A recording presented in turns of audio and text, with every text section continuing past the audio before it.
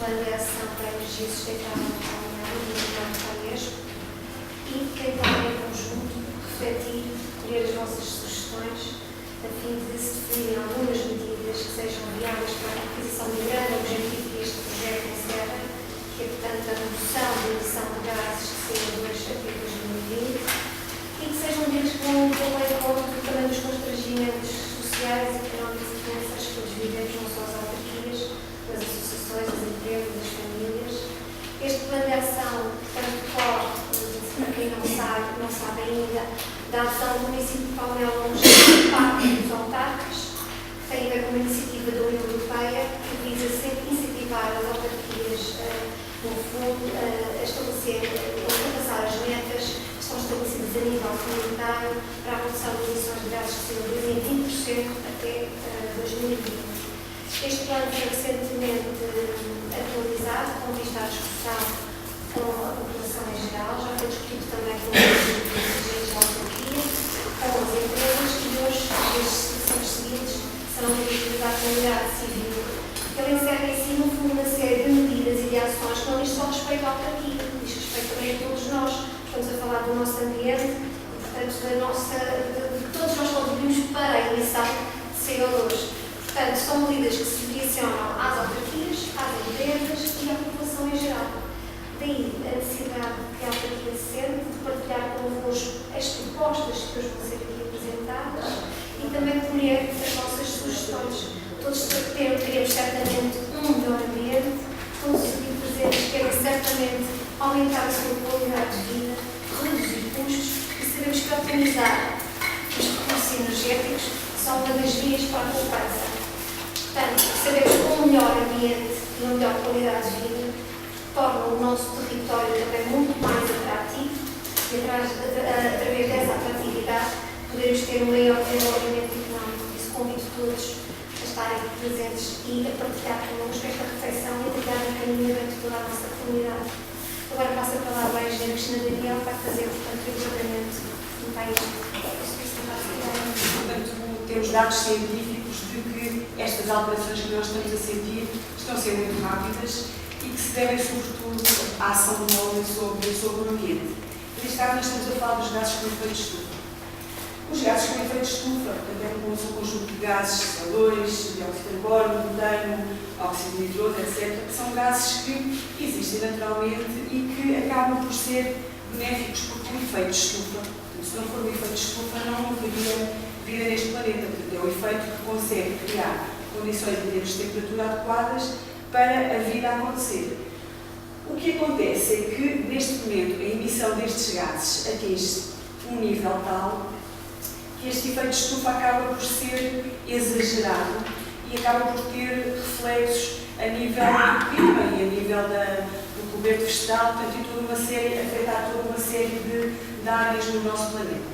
Destes gases, o que nós vamos falar e o que nos interessa neste momento, e é um dos que nos preocupa mais, é o CO2, que resulta principalmente da cama direta dos combustíveis fósseis e que tem atingido níveis assustadores. Portanto, este CO2, por um lado, existe uma grande redução do CO2, por outro lado, existe, ou seja, a mitigação que poderia acontecer, a absorção desse gás, acaba por ser afetada, por exemplo, quando acontece a desflorestação, quando acontecem os incêndios, ou seja, deixamos de ter massa verde, neste caso as florestas, que permitam absorver parte desse CO2 que é emitido. Portanto, o que poderia ser bom e que é importante para nós, que são os gases com efeito de estufa, que é o efeito de estufa, neste caso acaba por ter agora um efeito perverso e que nós estamos a sentir e vemos nas notícias todos os dias. Este gráfico, no fundo, é só para vos mostrar, portanto, este pico vermelho, que são os níveis de CO2 que, portanto, foram atingidos até 2005. Devo dizer que os 350 ppm, que é parte por milhão, é o que é considerado o máximo admissível para uma vida, para a vida aqui no planeta. Este ano não, em 2013, verificou-se que o nível do CO2 ultrapassou os 400 ppm. Portanto, o que poderia ter sido um pico, os 400, neste momento nós receamos, ou a comunidade científica receia, que passe a ser a média dos níveis de emissões de CO2 na atmosfera. Todos nós ouvimos isto, só para vos dar um exemplo, falamos no gelo das calotes polares, portanto, desde 1960, que o gelo no mar do Ártico sofreu uma redução de 3 milhões de quilómetros quadrados, portanto, isto, a área mínima que ocorre durante o verão.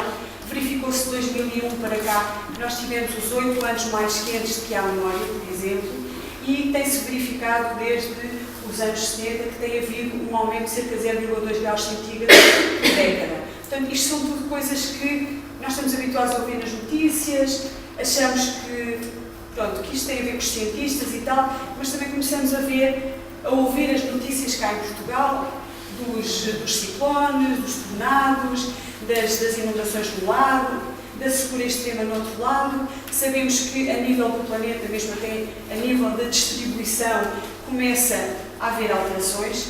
Portanto, existem culturas que se davam muito bem em determinados sítios, já não se dão. Existem pragas que começaram a surgir em zonas onde nunca tinham ocorrido nenhuma praga. Portanto, nós começamos a sentir que há alterações que estão a sentir-se cada vez mais rapidamente. Nós, relativamente às questões das alterações climáticas, o mundo tem, portanto, a comunidade científica e os decisores políticos e a sociedade civil têm-se organizado de modo a perceberem porque é que isto está a acontecer, a acompanharem estas alterações e a tentar encontrar soluções e medidas para implementar para reverter esta situação, ou seja, para tentar diminuir e tentar de alguma forma mitigar estas alterações que estão a ocorrer. Portanto, nos anos 70 ocorreu a primeira conferência do clima, portanto, na sua sequência foi criado o painel intergovernamental para as alterações climáticas, começou a elaborar relatórios, portanto, começou a fazer estudos científicos e trabalhar com a comunidade científica. Daqui resultou a Convenção Quadro das Nações Unidas para as Alterações Climáticas e, a partir daqui começámos a ter uma monitorização relativamente às alterações climáticas, começámos a ter um trabalho em conjunto entre os decisores e entre a comunidade científica e começámos a fazer um acompanhamento deste assunto e a ter reuniões anuais em que é dado conta do que é que se passa e o que é necessário fazer para inverter esta situação. Portanto, nós tivemos, eu penso que alguns de vocês já devem ter ouvido nas COPs. As COPs são as conferências das partes e ocorrem anualmente.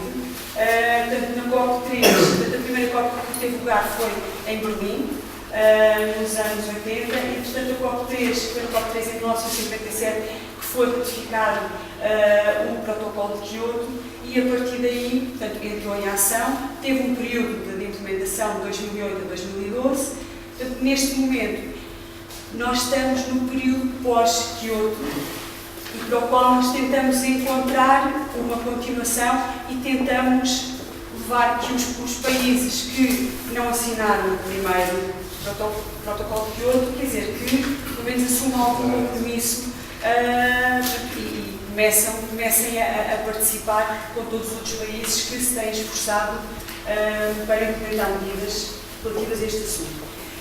No ano passado, em 2013, em novembro, teve lugar a Conferência das Partes, número 19.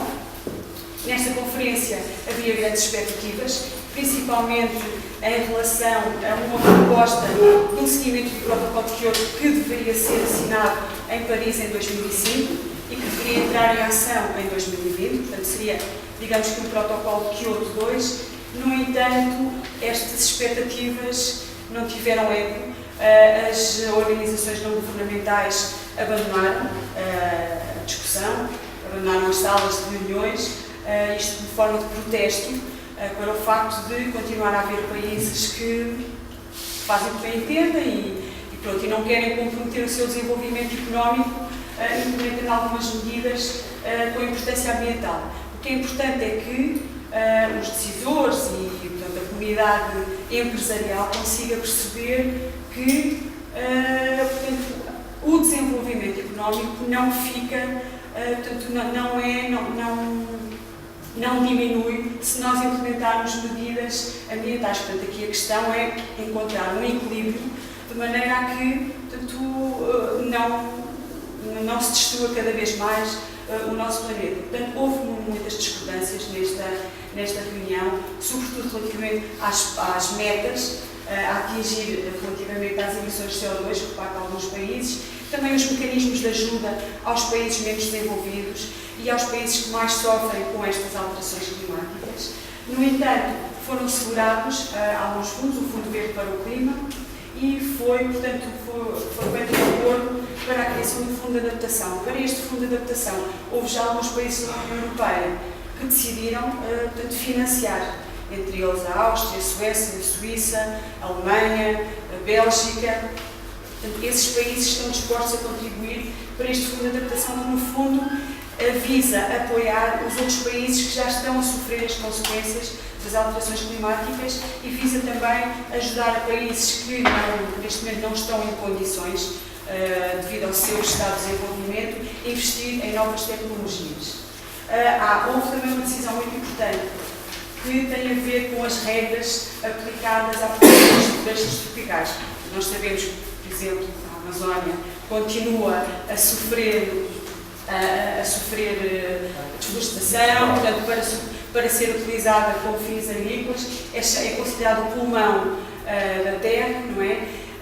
Portanto, e foram acordadas novas regras que visam considerar um sistema de compensação e um sistema de mitigação para as emissões resultantes da desflorestação e do desgaste e da degradação das florestas. Portanto, nós neste momento estamos a viver o segundo período de cumprimento do Protocolo de Kyoto.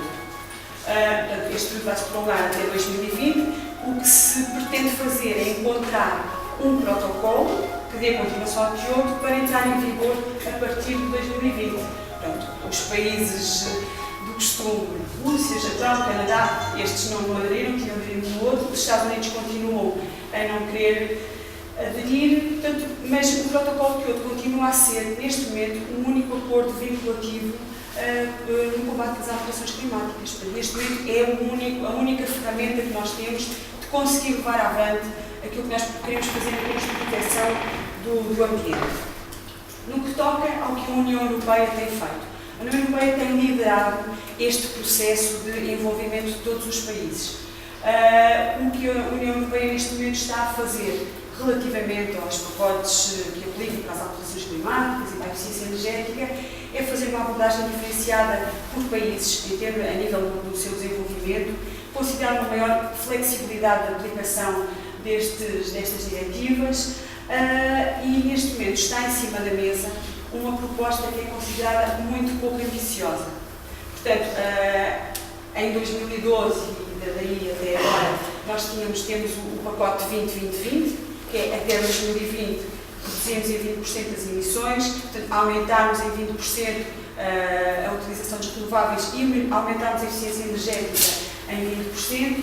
Neste momento, o que está em discussão é uma redução das emissões de CO2 de 40% até 2030, o que é considerado pelas organizações ambientalistas e organizações não governamentais como uma proposta pouco ambiciosa. Portanto, vamos ver como é que se desenrola esta discussão e ver se consegue aumentar estes níveis de produção. E, por outro lado, o mix energético, ou seja, portanto, a produção da energia deve considerar pelo menos 27% de tecnologias de recursos às renováveis. Está também em vista a revisão da diretiva sobre eficiência energética, porque aqui há uma questão muito importante. Nós podemos considerar que devemos recorrer à utilização de fontes renováveis, mas se não tivermos, ou seja, se não implementarmos medidas de eficiência energética, de pouco nos vale. Ou seja, se nós continuarmos a consumir energia segundo os padrões que até agora temos seguido, continuamos, digamos assim, como a esbanjar recursos que são importantes. Portanto, aqui a questão é recorrermos a renováveis, autóctones, mas, por outro lado, seguirmos e implementarmos medidas de eficiência energética, portanto, para tudo isto ter sucesso, ou seja, para o nosso esforço chegar a bom ponto. Está também prevista a limitação das emissões de CO2 para outros setores. Em Portugal, Portugal tem sido um dos países que também se tem esforçado nesta área e na intervenção dos municípios como agentes locais que estão mais próximos dos cidadãos e que por isso conseguem concretizar mais facilmente todas estas medidas que são concebidas lá em cima, a nível da Europa. Portanto, são os municípios e as freguesias que conseguem depois trabalhar com os cidadãos e implementar estas medidas. Portanto, para este roteiro nacional, houve já a contribuição dos municípios. E depois temos o Plano Nacional para as Alterações Climáticas, que neste momento está em vigor e que tem uma série de medidas propostas. Passando, portanto, do global para o local, nós temos aqui duas iniciativas, duas associações. Temos então o ICLEI, como falei há pouco. O ICLEI tem tido muita importância como representante dos municípios, consegue levar a voz dos municípios a estas reuniões da Conferência das Partes, portanto, do IPCC. O ICLEI está sempre presente a representar os municípios e normalmente convida alguns municípios também a estar presentes. Portanto, é uma associação internacional que conta com um grande número de municípios, de governos locais. O Pacto de Autarcas já é uma iniciativa europeia, é uma iniciativa à qual os municípios aderem voluntariamente, ou seja, assumem, ao aderirem ao Pacto de Autarcas, assumem o compromisso de reduzirem as emissões de CO2 em mais de 20% até 2020. E é do Pacto de Autarcas que nós vamos aqui falar, porque o plano de ação que nós vamos discutir hoje decorre precisamente da adesão de Palmela ao Pacto de Autarcas. Portanto, o Pacto de Autarcas o que é que implica? Assumir um compromisso, assinar uma carta. Nesse compromisso, o que é que o município vai assumir? Que vai elaborar, em primeiro lugar, vai fazer um diagnóstico, ver o que é que se passa no seu território em termos de consumo de energia nos vários setores e depois, consequentemente, em termos de emissão de CO2 para um ano de referência. A partir daí, constrói um plano de ação com base nesse diagnóstico que foi feito e com base naquilo que pode atingir, constrói um plano de ação, discute esse plano de ação com os vários setores da comunidade, portanto, com os técnicos municipais, com os empresários, com a sociedade civil, com as associações, com a população em geral. Depois de fazer essa discussão, portanto, é elaborado o documento final que, portanto, sendo aprovado pelo município, pelos órgãos do município, é enviado para o secretariado do Pacto e, a partir daí, uma vez aprovado, o município tem que implementar essas medidas que são propostas. Ao longo do tempo vai monitorizando a implementação dessas medidas e depois o que se espera é que dessa implementação resultem estas reduções das emissões de CO2. Palmela aderiu ao Pacto de Autarcas em fevereiro de 2009, integrou o primeiro grupo dos municípios signatários. Devo dizer que, para além dos municípios, cidades de países europeus, estava também representada uma cidade da Nova Zelândia, que infelizmente há 2 ou 3 anos atrás foi arrasada por um terremoto, mas de qualquer forma é uma cidade que é dada como exemplo em termos de desenvolvimento sustentável. Neste momento, Palmela não aparece na listinha do site do Pacto de Autarcas porque ainda não entregou o seu plano de ação ratificado, mas por isso é que nós estamos a trabalhar nele para podermos então passar a implementá-lo. Este plano foi já então discutido internamente na Câmara Municipal, foi já discutido também com a comunidade empresarial e este é o momento de discussão com a sociedade civil, com as associações, que nós vamos fazer em 5 sessões, uma em cada freguesia, e agradecemos o vosso contributo para esta discussão. Agora vou passar a palavra ao engenheiro Orlando Paraíba, que é o diretor da Agência de Energia, que é uma agência que foi criada pela Câmara de Palmela, de Setúbal e Sesimbra, e esta agência é que tem estado a trabalhar quer na elaboração do plano de ação e vai-nos dar um apoio depois na sua implementação e na monitorização da concretização. Muito obrigado. Boa noite a todos, professores. É bom ver, mas é muito bom ver, de facto, como aqui no conjunto. Acho no mínimo interessante de pessoas para discutir estes temas, apesar do frio que está lá fora. Honestamente, estava à espera de ver aqui um grupinho bastante mais reduzido. De facto, é muito bom. É muito bom que estejam aqui por uma coisa, porque este plano, de facto, como já foi dito aqui hoje, passa naturalmente por um conjunto de políticas que a Câmara deverá ter, que está aqui a assumir, que vai implementar, passa por um conjunto de estratégias que as empresas têm que implementar para também aumentar a sua eficiência e a redução das suas emissões de CO2, mas também passa, acima de tudo, pelo empenhamento e pela determinação de cada um de nós em todo este processo, porque de facto é impossível que se consigam reduzir aquelas emissões, as emissões de CO2 em 20% no concelho de Palmela, se só, por exemplo, a Câmara fizer coisas dentro da sua casa. Portanto, a Câmara tem que ter aqui a capacidade, e está a tê-lo claramente, de passar isto para fora, mas depois nós cidadãos, nós empresas, nós associações, temos que, de facto, beber destes princípios e participar neste movimento. E é isso, essencialmente, quando a filosofia que está subjacente ao Pacto dos Autarcas passa muito por isso mesmo, que é criar, de facto, um conjunto de políticas, um conjunto de estratégias a nível municipal que arrastem depois toda a sociedade. E é bom, de facto, estar aqui a sociedade representada desta forma. Ok, mas entrando aqui na metodologia de desenvolvimento que foi adotada para a implementação deste PAESP, esta é uma metodologia que não foi inventada por nós, um pouco mais ou menos, portanto, esta é uma metodologia que é definida, quer pelo próprio Comissariado do Pacto dos Autarcas, quer por aquela tal, que segue os princípios daquela tal entidade que é o IPCC, que é esse tal painel intergovernamental para as alterações climáticas, e que basicamente assenta sobre estes princípios. Portanto, nós para chegarmos a este plano, e este plano, só aqui mais um à parte, este plano é fundamental por uma questão, porque não basta dizer Palmela, sim senhor, nós até 2020 vamos reduzir em 20% as emissões de CO2. Isso é uma boa declaração de intenções, mas é preciso depois de desenvolver de facto uma estratégia que seja convincente, que leve de facto a chegar a 2020 reduzindo as emissões de CO2 em 20%. E é isso que este plano de facto acaba por corporizar.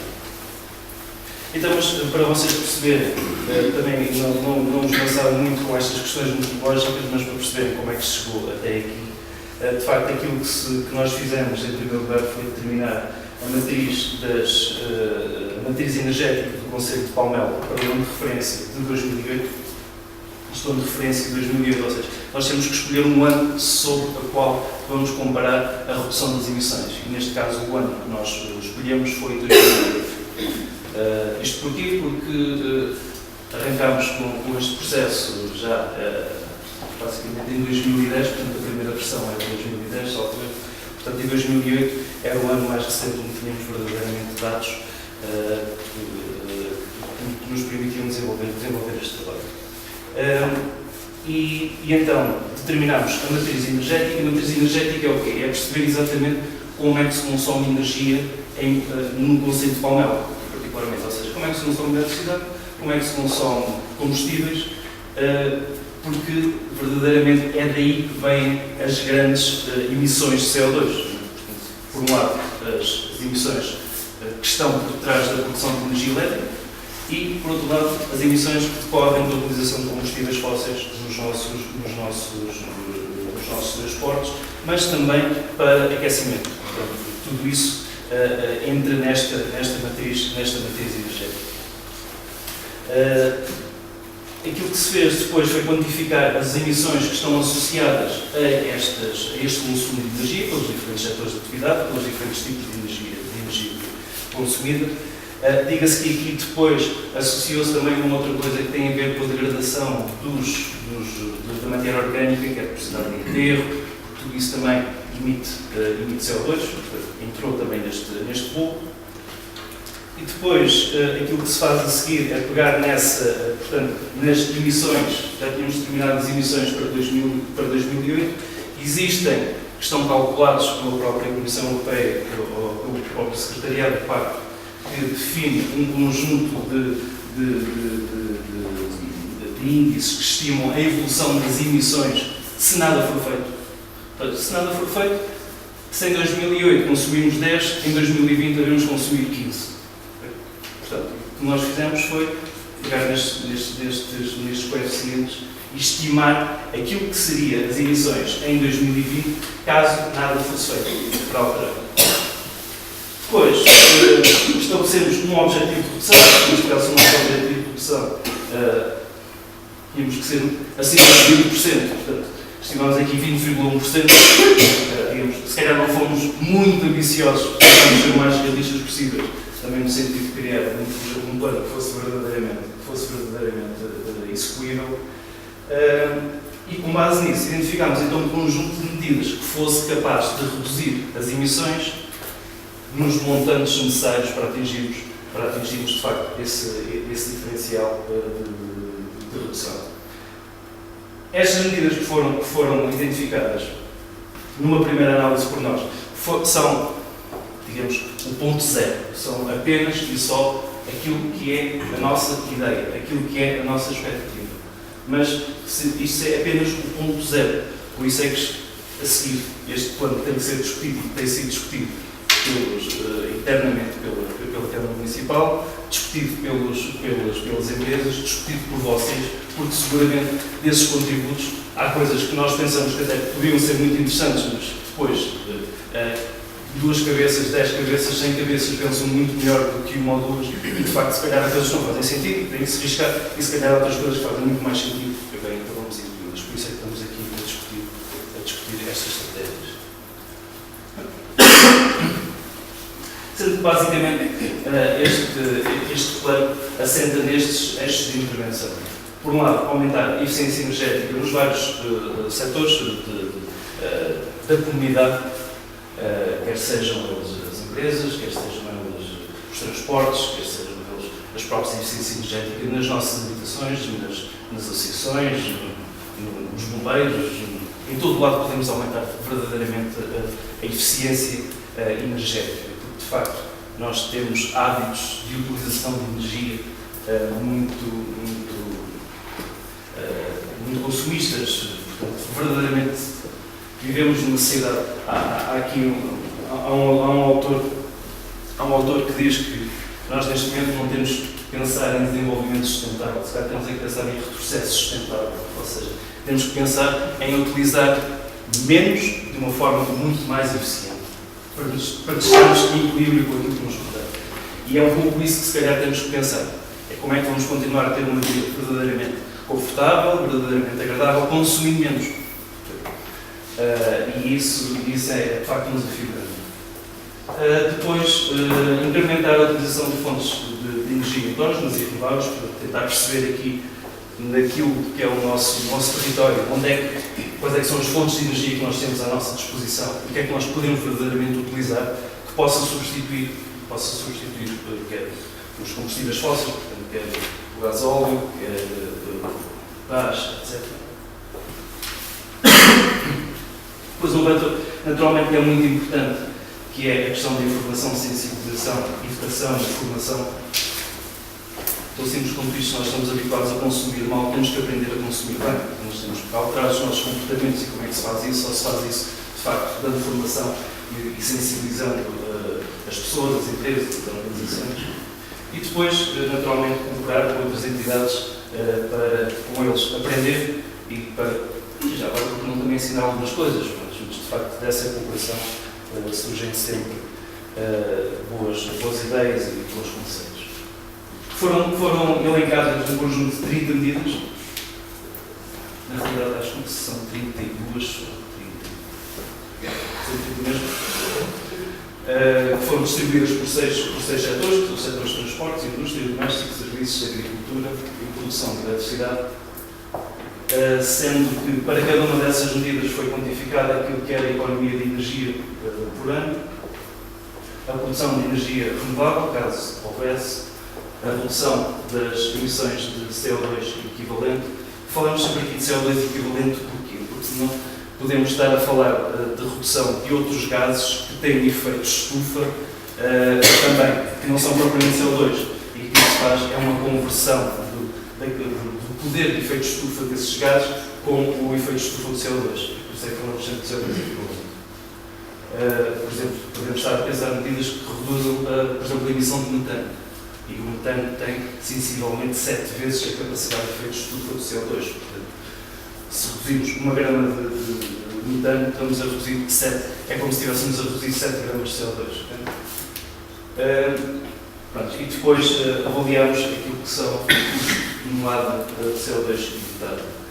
Isto para ter também aqui mais ou menos uma noção da eficácia das medidas que foram desenhadas.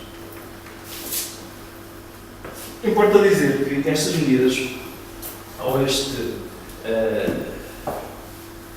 a implementação destes planos, naturalmente, embora a generalidade destas medidas sejam economicamente rentáveis, ou seja, a eficiência energética tipicamente é rentável.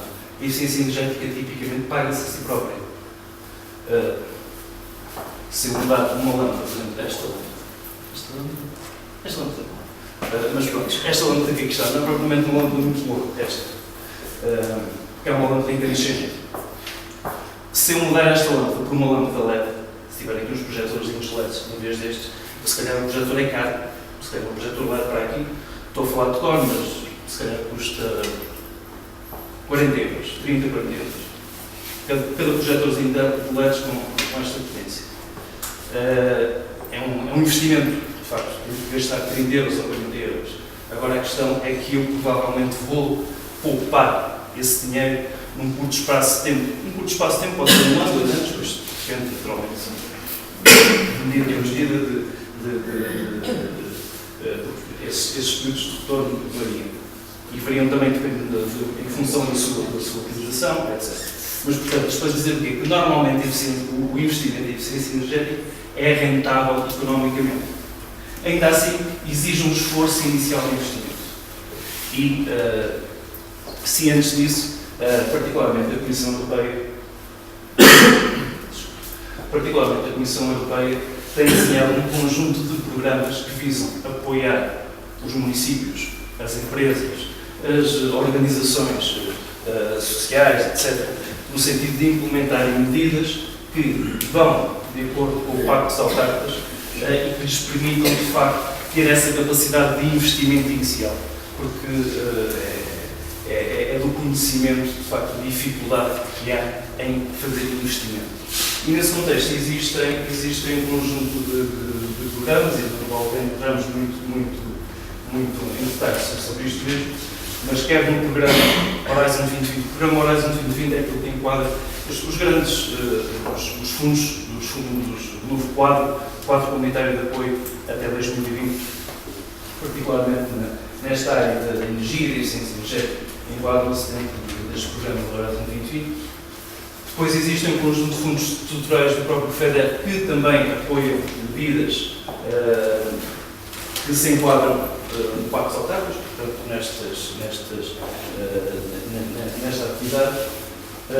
Programas e instrumentos de apoio e inúmeros outros à implementação dos PAEs, por exemplo, o próprio Banco Europeu de Investimentos está muito sensível a estas questões e existem, já temos falado nos conselhos de administração da ENA às vezes, os Helenas e os Jéssicas e essas coisas. De facto, são programas que são instrumentos financeiros que estão à disposição para poderem ser utilizados com o intuito de facto, apoiar a implementação destes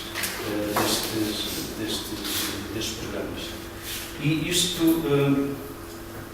porquê? Porque, antes de passar a palavra à vereadora, porque de facto há um sentimento claro por parte dos líderes europeus, particularmente, estamos a falar aqui no contexto europeu, da importância que tem investir nestas áreas.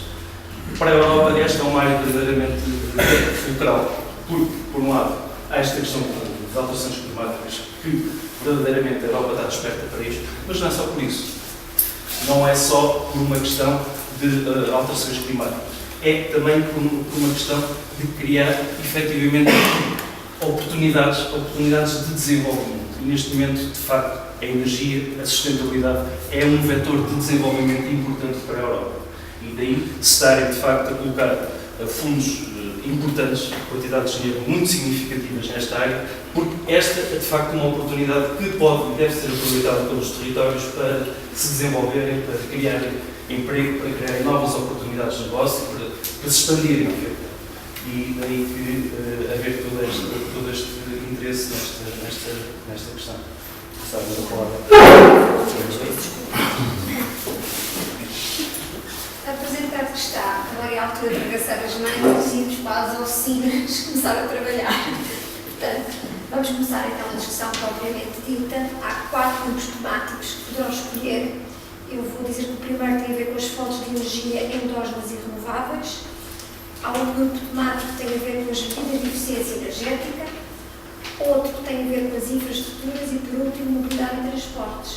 A engenheira Cristina, Daniel, pode-nos dar agora como é que isto funciona e que se vai organizar? Há 2 grupos que vão funcionar já na primeira sala ali da biblioteca e outros 2 grupos que vão funcionar na sala seguinte, que é a sala de adultos. Portanto, estão relativamente afastados uns dos outros para não se incomodarem.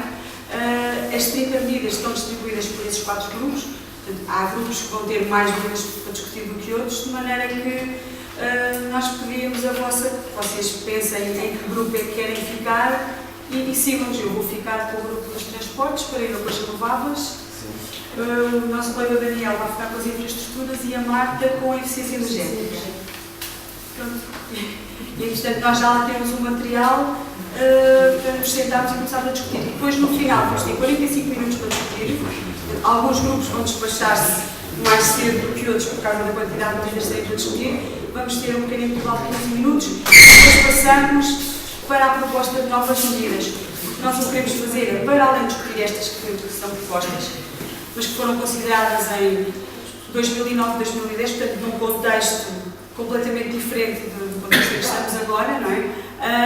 De qualquer forma, algumas farão sentido, outras não, mas depois dessas medidas, queremos que vocês também nos digam que outras medidas é que acham que podem ser importantes dentro destas áreas temáticas para serem consideradas agora na revisão do PAESP. Eu já participei enquanto técnica da autarquia, foi muito interessante. Espero um bom trabalho. Depois vou sentando. Tem aqui águas também, se quiserem fazer.